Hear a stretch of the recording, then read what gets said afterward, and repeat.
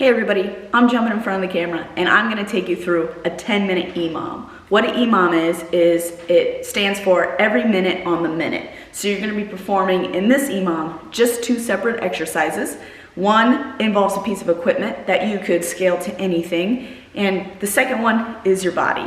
So you could do this one anywhere. Our last workout involved only dumbbells, so this one is going to involve only one piece of equipment, and that's a kettlebell. If you don't have a kettlebell, go ahead. I've been watching this girl on Instagram work out with those jugs of olive oil from Costco. You can use a gallon of milk, you can use a dumbbell. So if you have any form of gym equipment, give this one a go, or household equipment.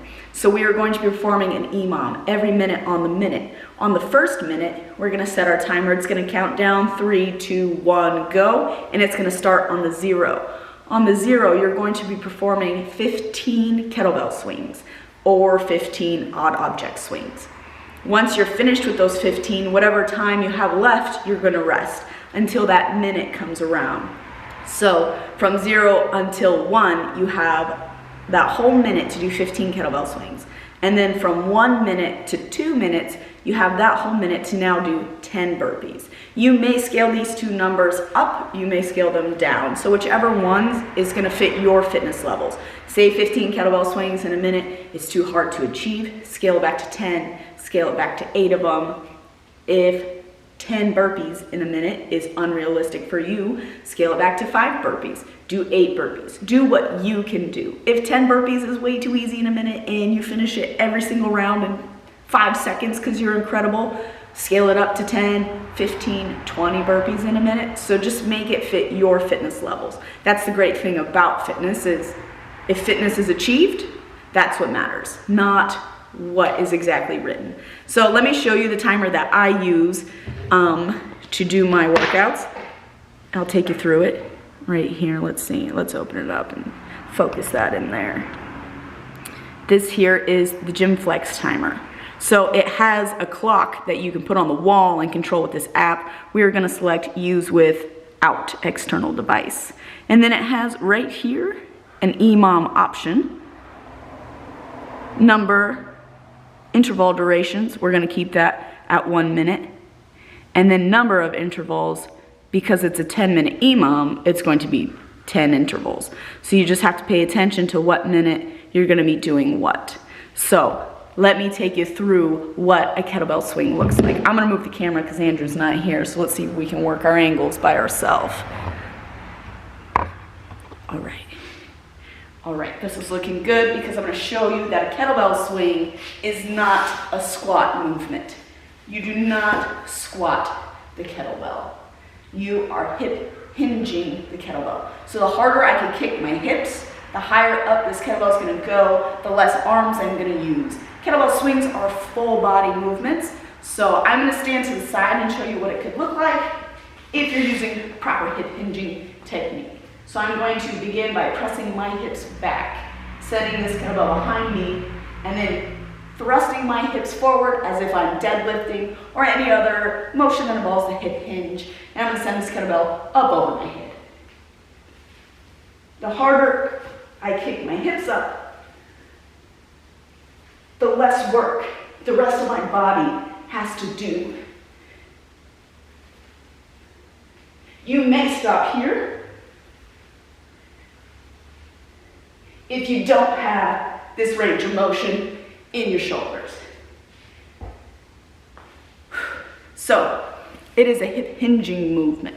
We really need to hone in on this movement here and really perfect this. So don't use heavy kettlebells if you don't have the hip hinge down. It is not squatting. It is not sending my head through my legs. I am kicking my hips and working this hip drive. The second, your girl's winded. The second movement is going to be burpees. If you are a functional fitness person, a burpee standard is your quads and your chest touch the ground, your hands come up above your head and touch. Can you see me?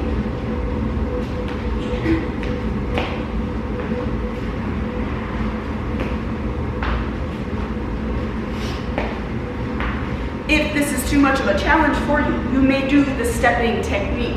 You're going to come down, step, step to the ground, back up, step, step, still jump up above your head.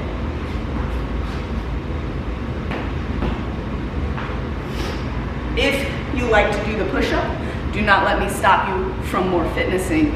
Put the push-up in there. That's going to look like this.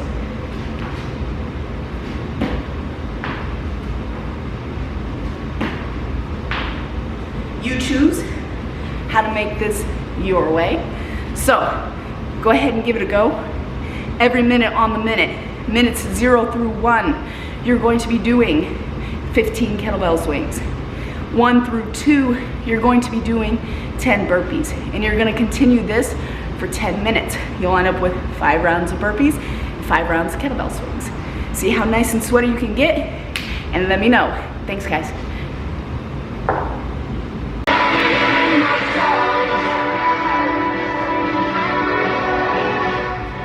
Three, 2, 1, go.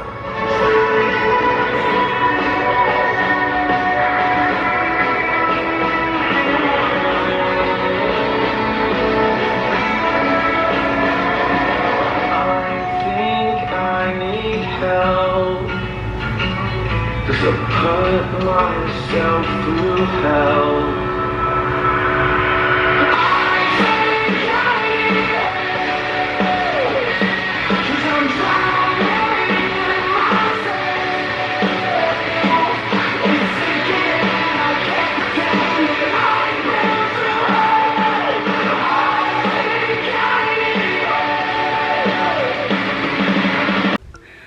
All right, well, the camera died in the midst of showing the workout, but you get the feel for it. I did the 15 kettlebell swings in the video, so at least you got that. I just finished, I'm out of breath, I'm sweaty. It was nice. So what I noticed, notes from me personally doing this, was that each round took me, the 15 kettlebell swings took me 30 seconds, and the 10 burpees, all 5 rounds took me 25 seconds. So if I really wanted to challenge myself, I'd probably do 25 kettlebell swings and maybe 20 burpees or 15 burpees, just to see where that got me, and that could, like, shorten my rest time. But if you were to, so me, for my fitness level, if I was going to do this as a warm-up, I think those numbers would be perfect. My body's nice and warm, my muscles are nice and loose, and now I feel like if there was an option to lift something heavy, right now my body's nice and primed for it. So I feel like that's either you can up those numbers and make it challenging for you, or you could keep those numbers there and use it as a warm-up, make those numbers smaller and use it as a warm-up.